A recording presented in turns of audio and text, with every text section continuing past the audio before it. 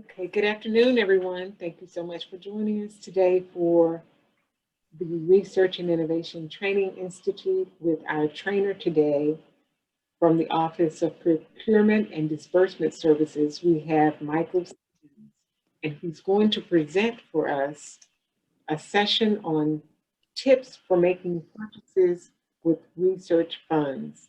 I want to remind everyone that today's session is being recorded and it will be available on our YouTube channel, which is PVAMU Research. I also encourage you to subscribe to our YouTube channel, and that way you'll get notified whenever we upload another version of another edition of our Research and Innovation Training Institute or our Research Data Blitz or any videos that we share on our YouTube channel. So one of the things we always need to know more about, whether we're preparing for research funding or if we have research funding, we always have questions about how to make the purchases. And sometimes we get ourselves in a bit of a pickle because we don't know what the proper procedures are. So here today to make sure that we all understand what it is we need to do and the proper procedures and tips and best practices, we have Michael Sims. Michael, thank you for joining us today. Please take it away. Thank you, Ms. Cotton, and I certainly want to thank you for the invitation. Certainly be here. Hello, everyone. Before I get started, team means everything to me. And so I want to take this opportunity to introduce two people that I recognize that's on here. One is a member that it's been a joy to work with. She is an awesome team member and an awesome co-worker. She works in our contracts department, and she currently now serves as our intern procurement manager. And it's an honor for me to introduce her so she can introduce herself to you all, and that is none other than Miss LaShonda Watson. Ms. Watson, did you want to say hello? Hello, everyone. How are y'all? Just a brief, like he said, just a brief introduction. I am the intern procurement manager, been working with Mike for several years now and loved every minute of it. We feed off of each other. So I look forward to this training with y'all, and we'll go from there. Thank you. And representing my other brain and my other side is another awesome lady that is just a great joy to work with since she's been here. And if I never said that to her, she's hearing it now. And if I never said it to her privately, she's hearing it publicly. So it's my honor to introduce none other than Ms. Elaine Lilly from our accounts payable, and I'll give an opportunity to allow her to introduce herself. Good afternoon to everyone. Yes, my name is Elaine Lilly, and I am the Assistant Director for Disbursement Services, working with Rashonda Matthews as our Director, and I pretty much manage card services and accounts payables. So I've been here almost 2 years and a couple months, so it hadn't been that very long, but I look forward. I've worked with several of you on your reports and expenses and all of that, and I enjoy definitely learning from the entire PDSV team and my neighbors, the contracts. So thank you, Mr. Sims, for this invitation, and I look forward to learning much from you as well, but I'm here to support. Awesome, thank you. So I have contracts and I have accounts payable, and you have procurement. So you have the team here to help assist you all with any questions that you all may have. So let me go ahead and move forward and share my screen with you guys. Let me know if you all can see that. Mm-hmm. Can everyone see that? Okay, so let me do something different. I've been reading TED Talks, and if you all are not familiar with it, I've got 3 of their books in my library, and I've been reading on how to give presentations. And one of the things they tell you before you give a presentation, always start with a story and whatnot. So let me start with a quick story. So a department receives a project. Actually receives a grant fund for about $17,000 for a particular project.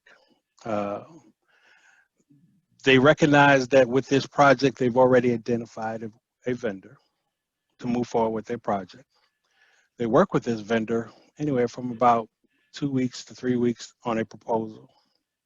They get this proposal from this vendor.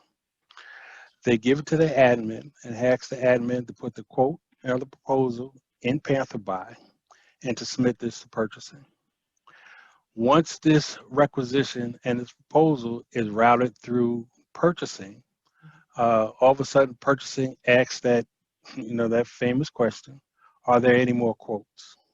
Because due to the dollar amount, we've asked, are there any additional quotes? Oftentimes our end users will respond, no, we don't have any additional quotes. We didn't know that we were supposed to get any additional quotes. No one told us that there were in need of additional quotes. And then some just simply say we weren't aware of the policy.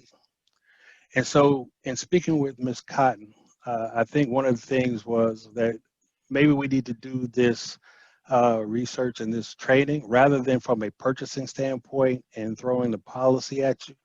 Maybe we need to start this from a researcher standpoint. And so one of the things I would like to ask this simple question is, what are things you need to know before having discussions with a potential supplier? And that's basically what this training is all about. What are things that you need to know before you start having that discussion with that particular supplier?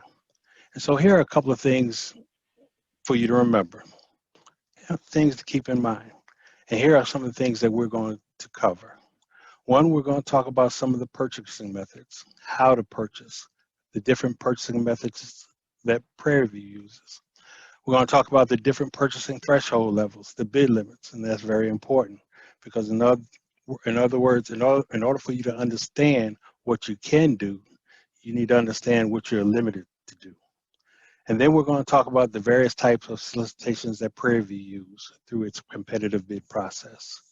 And then there are certain exemptions that are made to us that waive sometimes that competitive bid process. Then we're going to talk about what's all involved when it comes to contracts and agreements, what's needed. And then we're going to talk about what are independent contractors. And then we're going to talk about non-compliance violations, certain things that we need to stay away from. And then we'll end up with any questions that you guys may have certainly at the end. Okay? And so here at Prairie, there are two purchasing methods that we have when it comes to purchasing. We have a Pro Card, and then we have where we generate requisitions through what's known as our Panther Buy and Aggie Buy system. Okay? Now with our Pro Card, we have what's known as a procurement card, and those are made specifically for purchases that are pretty much under $5,000. It's a fast, flexible method used to purchase the acquisition of commodities. It's not necessarily used for services, okay? It's basically used for the purchase of goods. Now, there are situations and there are certain times where we've had to use it for services. And if you find yourself in that situation, please contact Ms. Lilly or contact Ms. Matthews to see if you can use your Pro Card for services. But for the basic point, they're not supposed to be used for services. I don't know if Ms. Lilly wants to add anything to that when it comes to Pro Card, and I don't know if she had anything additional to add. Ms. Lilly, you feel free to do so. No, Mr. Sims, I think you've covered it very well. The dollar limit is correct. It is for goods. There are occasions when we approve services, emergency mostly. So again, that's just a phone call to myself or Ms. Matthews, because there will have to be a written request and a written approval to make that purchase. But that's awesome. Good deal. The second type of method that we use is what's known as Panther Buy. It's actually called Aggie Buy, and it's a Texas A&M e-procurement system. The Prairie A&M used this software, but we decided not to call it Aggie Buy for obvious reasons. We call it Panther Buy. It's a e-commerce system certainly developed by, again, Texas A&M and a company called SideQuest. Customers may browse and shop from numerous online catalogs. There are punch-out catalogs on PathBuy system that has a host of goods that you can search on, catalogs that you utilize, anywhere from technology to, I guess, biomedical, environmental, scientific, a whole range of things that they're punch-out catalogs that we use them for. It also allows us to process payments and also allows us to issue purchase orders directly to the vendor. It also keeps track of various purchases and is also a vendor database and allows you to shop on products and services previously purchased. It's a wonderful tool to use that if you're looking for something that may be unique and you're looking to see if Prairie A&M University or Texas A&M have purchased this before, there's a search mechanism in PantherBuy that allows you to search to see if that item or service has been purchased before. Okay, so before you Google it, try to go through PantherBuy to see if we've already purchased it. That way you can see that their vendor, one, is already in the system, and two, you can see actually what was purchased, and three, you have access to that vendor's information and quote that other system members use to reach out to that particular vendor. So again, PantherBuy is our e-procurement system. It's a wonderful tool. If you need training on it, please feel free to reach out to me, to contact me, and we can certainly walk you through how to access information in PantherBuy. Now here's something that I want you all to keep in mind, certainly when you are talking with a potential supplier. According to Prairie A&M University, it's UAP, and I ask you guys to get a copy of that because you can search on it through Prairie's website. You can review it, take a look at it. If you have time to read it, it outlines the policy of Prairie A&M University. But the bidding procedures is located in 2.1, where it simply states that the university will utilize the following bid threshold levels for when making purchases. And here's where that's important, okay? So there are two bid threshold levels that you need to keep in mind. They're $2 amounts. One is $5,000 and the other one is $25,000. Here's the difference between the two. The departments are allowed to purchase anywhere from $1 to $5,000 using one vendor. There's no competitive bid process required or needed. We ask you that if at all possible, use hubs when at all possible. There are certain purchases that departments will generate through a requisition that will go directly to the vendor. However, there are also purchases that are below $5,000 that just simply has to come through purchasing. Those requisitions that has to come through purchasing are purchases for computers, chemicals, services, and charter buses. Those shoppers who enters requisitions know how to click the route to procurement button to route those requisitions through purchasing. Okay, so anything below 5,000, no competitive bid process is required. You can use a vendor, hopefully you're using hubs, and you can move forward. Now, the second dollar amount, the second level is above 5,000. Preview policy just simply states that anything over $5,000 are required to go through a competitive bid process. Let me say that again. Anything over $5,000 needs to go through a competitively bid process or have some justification why we did not go through a competitive bid process. Okay? The dollar amount between $5,001 to $25,000, we do what's known as an informal bid process. An informal bid process normally requires 3 written bids. They can either be faxed to you or emailed to you, and that's okay. We ask that you at least try to get 2 informal bids from a hub, if at all possible. Okay? That's what's known as our informal bid process. Anything that's over 25,000 is what's known as our formal bid process. That actually has to be done by purchasing. We use what's known as a sealed written bid process. We try to advertise it at the State of Texas Comptroller's website for anywhere between 14 to 21 days. And we also try to make sure that we have access to as many hubs possible to send those solicitations to. Anybody have any questions at the time concerning the bid limits or bid threshold levels? Because these limits are important simply because when you're having conversation with vendors and you're talking about a dollar amount, you have to keep those dollar amounts in mind because when you come back with your proposal, depends upon which dollar amount you come back with will determine whether we need to get more bids through an informal process or whether we need to get additional bids through a formal process.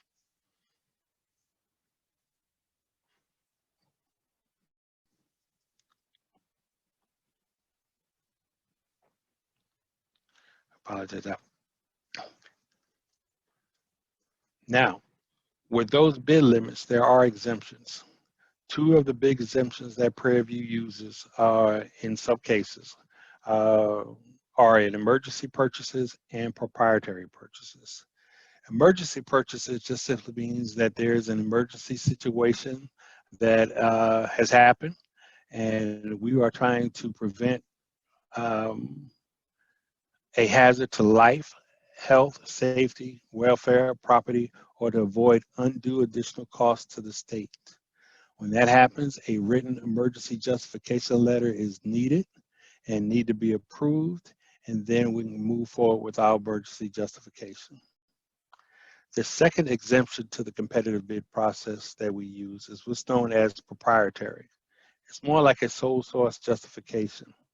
A sole source justification is when a proprietary or a sole source product or service has a unique characteristics that is not shared by competing products or services. It just simply means that there's only one vendor that can provide it, and for and that one unique product is what the university needs. So we need to justify it two ways. One, that the vendor, sole source vendor, is the only vendor that we can get it from, and then why do we need that specific product, and then no other product will work. That's what justifies the sole source justification. There is a sole source justification letter online. If you go to Procurement and the Procurement website and you go to the forms library, there is a justification and I think a sample emergency justification form both on our website that'll help you where you can fill that information out and submit it prior to your purchase or submit along with your purchase.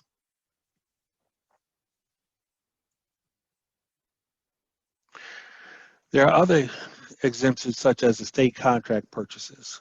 The state contract purchases we purchase from what's known as the State of Texas Comptroller's website. The State of Texas Comptroller's website has implemented contracts or have put contracts in place for state entities to use. There are state contracts that they're for a variety of goods and services. And if you email me, I can simply walk you through because it's a long process of how you access those contracts, It's almost like you have to teach another class because you have to learn certain codes in order to pull up the information that you need to purchase, to see the items that you need to purchase. But if you go to the State of Texas Comptroller's website, there are contracts out there such as federal contracts, which is called TexMass. TexMass is called the Texas Multiple Award Schedule. Those are contracts that the federal government, that the state of Texas has pulled from the federal government for Texas use. There are also state contracts that they have pulled from other states that they have brought in Texas for state entities and higher eds to use as well. You have access to those state contracts that you can utilize, again, without having to go through a competitive bid process. Texas A&M also has contracts as well that you can utilize, again, without having to go through the competitive bid process. If you know someone who is in one of your departments that works for Texas A&M and they have a contract out there, please contact purchasing, myself or anybody in purchasing. We can go take a look at those contracts and see if that's something that we can piggyback off of or see if that's something that we can use. There are another contract that's called a group purchasing programs. It's called cooperative contracts. There are entities out there that have performed a competitive bid process and have awarded contracts. These awarded contracts allows state entities and higher eds to utilize. Some of those cooperative agreements is called Buy Board, E&I, TIPS, Sourcewell, Choice Partners, HGAC, and Omnia Partners. They've got a host of products and services at your fingertips. You can Google these cooperative agreements. Some require memberships and some don't. But again, it gives you access to a vendor portal of a whole lot of vendors to see what goods and services they provide. If you get a quote from any of these cooperative agreements from any of these vendors, make sure they reference the cooperative agreement that you're using, because that's the only way that we can tell that you're purchasing off one of those agreements. And again, that waives the competitive or exempts or waives the competitive bid process, and you no longer need to get additional quotes for that purchase. Another source we use is what's known as best value purchases, based upon the Texas Code 51.9335. There are a series of things that we look for in order to determine when a purchase is best value. You can get with purchasing, myself or Ms. Watson or anybody in purchasing, and we can show you what that certain criteria is in order to put that certain letter together to get it approved through purchasing. And so when we find ourselves in having to put a solicitation together to purchase the goods and services you require, there are three solicitation types that we utilize. The first one is called an invitation for bids. An invitation for bids is an offer to contract with the university that is submitted in response to a bid invitation. Normally this process requires where there is no negotiation allowed on this particular solicitation. In most cases, we take the lowest bidder. And if the lowest bidder cannot meet our deadline or our timeline, then we go to the next lowest bidder. That's how the invitation for bid works. We try to use it mostly for goods, but it's also used for services as well. The second type of solicitation is called an RFP. That's called a request for proposals. That's when we state that a document posted by the university to elicit a response, a formal bid from potential vendors for desired goods or services. The RFP just generally outlines the bidding process and contract terms and provide guidance on how those bids need to be formatted and how the vendors need to how to respond to your proposal. Additionally, the RFP will specify what the customer is looking for and what describes each evaluation criteria to which a vendor's proposal will be assessed. In other words, it's what researchers are saying is, here's my idea of what I think I want. Now I'm asking for a vendor to respond how they can meet my needs. Once a researcher has those proposals, it's up to them to evaluate those proposals based on the based on the evaluation criteria, and then award based on the criteria. You can negotiate during a request for proposal if need be. You can meet with as many proposals who provided you with a response to that proposal. But that's what an RFP is simply about, and how a vendor can respond to a request for proposals. The last solicitation we use is what's known as a request for qualifications. This is not based so much on price or a proposal. This is more based upon the qualification of a vendor. It's not a bid process. It's a request for suppliers to submit their qualifications to be considered for a project. The RFQ process is used to pre-qualify suppliers who will be considered eligible to submit proposals during the RFP process. It is almost like a two-step process, but it allows you to qualify vendors first and then work on the proposal and pricing second. Are there any questions at the time concerning the IFB process, the RFP, or the RFQ process?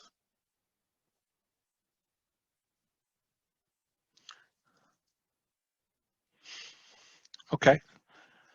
So once you have your RFP back and once you have your proposals back, some may call for us to do a contract. Contracts are an opportunity for us to set up a bilateral agreement between us and the vendor. This means where the vendor signs something and we sign something in return. Our contracts are routed through the contracts department.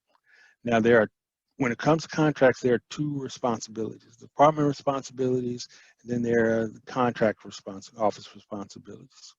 The department responsibilities is to submit the contract documents and contract cover sheet to the contract office at a minimum of 10 working days prior to the service date.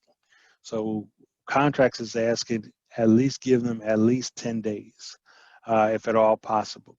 Because when you're negotiating a contract between the university and the vendor, sometimes it takes a long time. When a vendor submits you their contract with their terms and conditions, they're favorable to that vendor, and it's risky to the university. So we have to work out that risk or limit that risk that the university will take with that vendor.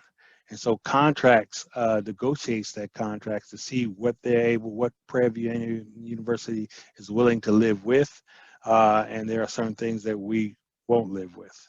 And so that may take a little time. So we ask, if you have a contract or if you have agreement, get it to contracts as early as possible so we can negotiate that contract.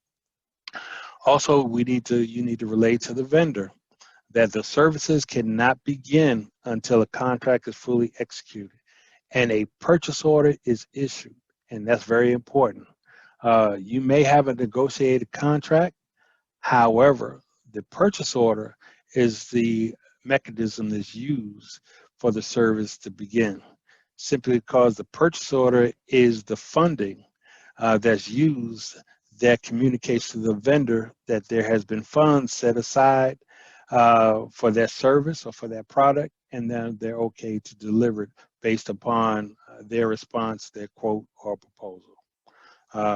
We also ask that departments be knowledgeable of the contract terms and conditions prior to submission. Sometimes people rely on purchasing to know what's in that contract, but oftentimes you're the guys on the front lines.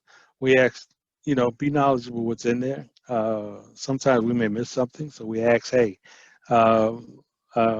be knowledgeable of what is actually in that term and condition, so you can let contracts know or let purchasing know if there's something that we may have missed. Be advised that contracts office of potential issues that may be out there between with the vendor's contracts or with the vendor's language, just so that we can stay on top of things as well. Submit a path buyer requisition to support the agreement and any invoice payments if applicable. And then make sure, if you can, assign a contract administrator to manage the contract. A contract should never manage itself. It should always be somebody that should oversee that particular contract to make sure that contract is working for the department and also working for the university. The contracts office responsibilities, their job is to review the cover sheet, the scope of work, contract terms and conditions. And again, as I said earlier, they will negotiate the terms with the vendor as necessary. They'll work with you and the department and along with procurement to determine the method of procurement, any reporting requirements that's needed with that contract, and also the basis of reward for that contract. They also will route contracts for proper approvals and signatures, including they route contracts to Texas A&M Office of General Counsel. Let me have a side note there as well. Please include that in your timeline. when you're trying to get a contract approved, because sometimes routing contracts through OGC may take a little time, and that's out of our scope. That's out of our range. That's something that we can try to push TAMU to get contracts back to us, but they're kind of like on their own schedule. And Ms. Watts can tell you, sometimes things can happen quickly, and then sometimes things don't happen quickly. So make sure that you include in your timeline that sometimes things have to be routed through OGC. They return a copy of the fully executed agreement to the department and the procurement for purchase order issuance. And if applicable, please make sure that you always have a copy of that agreement on file somewhere in that department. If you're the end user or if you're the contract administrator, please make sure that you have a copy of that contract always, so you can always refer back to it, and then you can always make sure that the vendor is providing the service as outlined within that contract, outlined within that agreement. And if you're having issues with that vendor, the first thing that we need to pull out is that agreement to see what was agreed upon in that particular agreement. What was the service we asked for? What were the deliverables in that contract? Okay, so make sure that your department, and as a researcher, make sure that you always have a copy of that agreement. And then there's always facilitate contract administrator training. They also offer training. So if you're not sure what to do, please contact Ms. Watson or somebody in contracts, and they can go over the details of what a contract administrator does, how you manage a contract, and what are some of the things that you need to look for.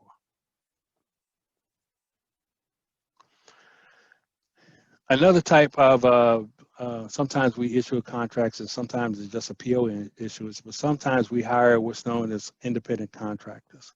That's where researchers look for individuals to provide a service rather than a company to provide a service.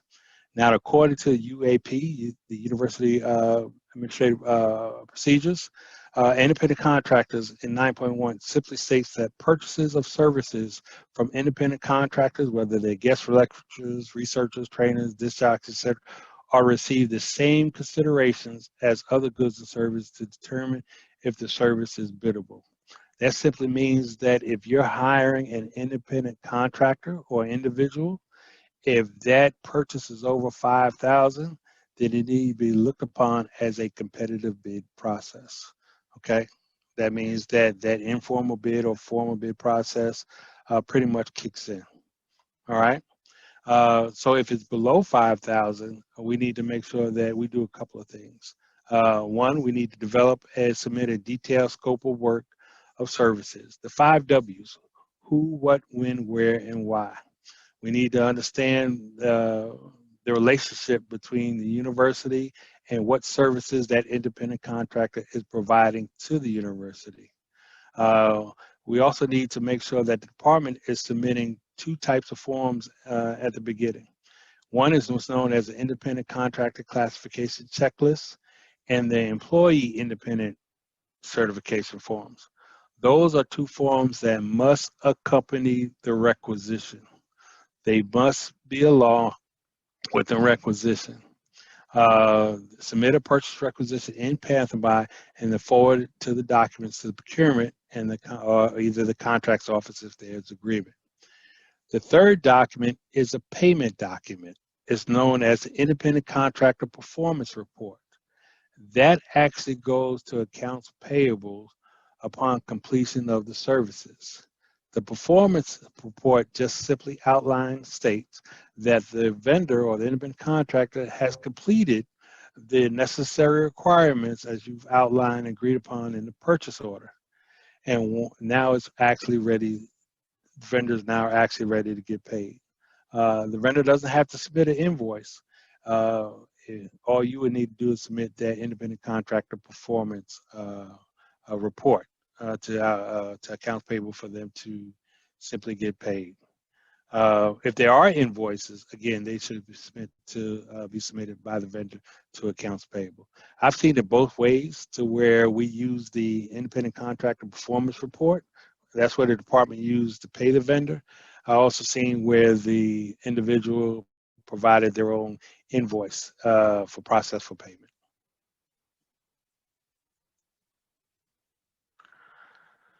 And so the last thing I want to talk about is the non-compliance.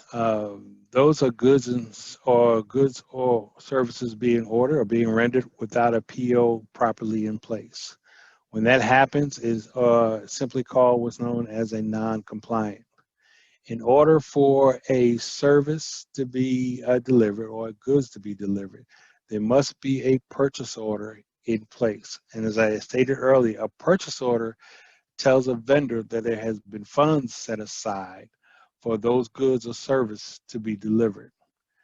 That's why it's so important that that purchase order must be in place first. Department signing an agreement or submitting a purchase requisition for a good or service already ordered or received will be subject to the following administrative action. The account holder and responsible individual will receive purchasing violations notification from procurement and the contracts office. The vendor may be informed of the university procurement guidelines, and then multiple violations will result where the required responsible person submit a letter of explanation to the chief financial officer.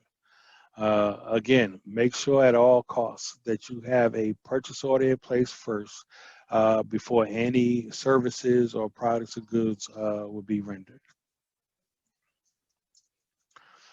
And so this morning, this afternoon, I just wanted to recap and make sure that you have the following information before you when you're talking to vendors.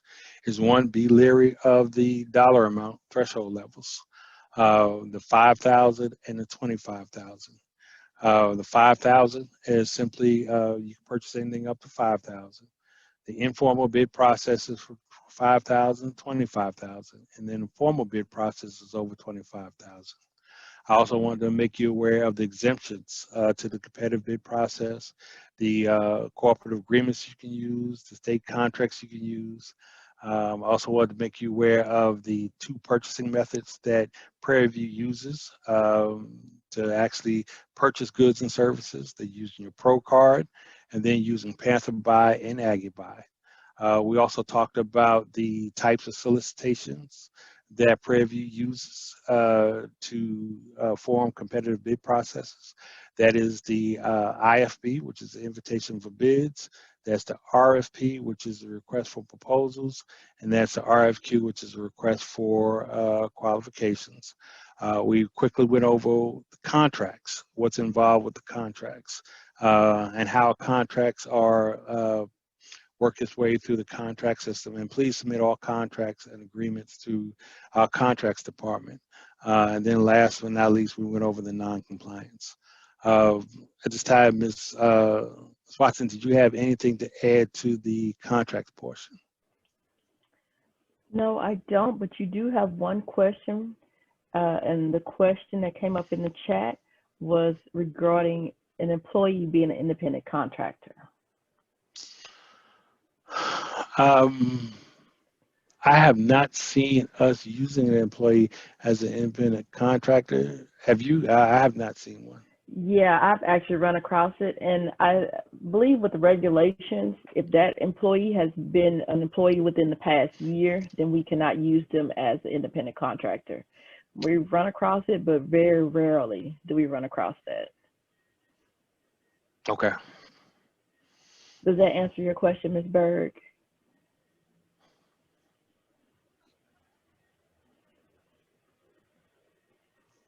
Yes, and main reason I was pointing that out is because we do have to stop it at the proposal stage quite often when they'll want us to include an individual that has been previously employed by the university and thinking they're going to get to use them, and they don't because they haven't been out of employment with the university for a year or greater. Right, right. Yeah, you probably see it more on your side. Right. Can I say one other thing?